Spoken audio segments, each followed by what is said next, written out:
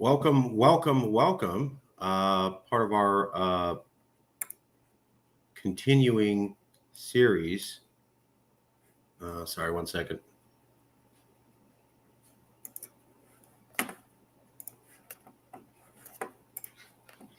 Okay, sorry, minor change.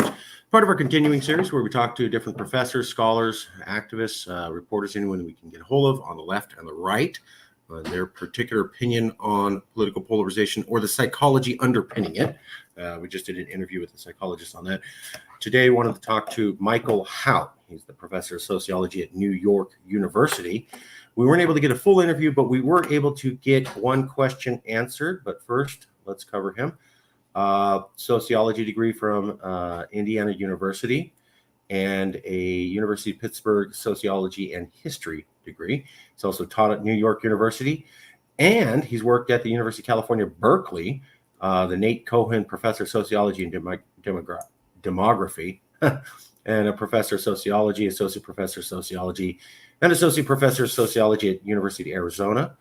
This was the study where I found the professor, Immigration, Race, and Political Polarization. Americans' views of immigrants are substantially more positive than political discourse since 2010 might suggest, and they're becoming more positive. So too are whites' views of blacks, and as racial resentment declined from 2010 to 2018. Views of immigration and race became more correlated over the last 20 years.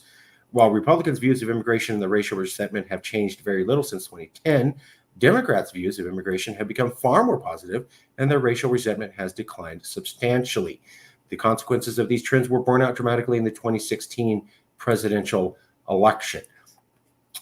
In combination, the two attitudes predicted well who voted for Trump and who voted for Clinton. These trends and correlations make clear that xenophobic Americans are not ascendant, they are desperate. So race and immigration and politics is one of the dividing issues with political polarization right now. So I asked him about political polarization. I was able to get a question answered. So I said, let me ask you one question. Do you see any reason to believe that political polarization will calm down naturally in the future? And he goes, yes. I'm like, okay, well, that's not much of an answer. But then he included this link, which went to this article. So this article is by the very famous Delia Baldessari. She is famous in this field. Was there a culture war, partisan polarization, and secular trends in U.S. public opinion? According to many scholars of public opinion, most of the fast-growing divides between Democrats and Republicans in the last few decades have taken place on moral issues. We find that the process of issue partisanship, the sorting of political preferences along partisan lines, properly accounts for public opinion dynamics in the economic and civil rights domains. However, when it comes to moral issues, the prominent change is a partisan secular trend in which both Democrats and Republicans are adopting more progressive views, although at a different rate. While Democrats are early adopters of progressive views, Republicans adopt the same views at a slower pace. The secular change can be easily misinterpreted as a sign of polarization. So he referenced that article by Delia Baldessari. She's the person who came up with this theory that political polarization isn't real. You just have culture wars. So, for example, you go back to the 1960s and women burning their bra was highly radical, supported by the left, not by the right. Now, nobody cares. You can go back to the 1990s. Gay marriage was a left issue, not a right issue. Now, no one cares. So they're pointing out that all these culturally dividing issues eventually in the future go to some point where the Republicans don't even care. And so if you look at it from that way, there's no actual difference in opinion. It's just early and late stage adopters of moral trends. So I go, do you see polarization will calm down?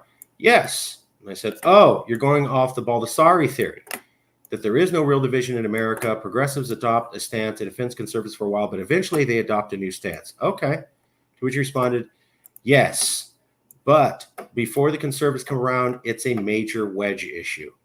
So will things calm down? Yes, because he believes that generally there hasn't been political polarization in the sense that there's immutable characteristics that people can't come across or come to some sort of agreement on. Rather, what he thinks is that you have a series of cultural issues that happen because of demographic changes, et cetera.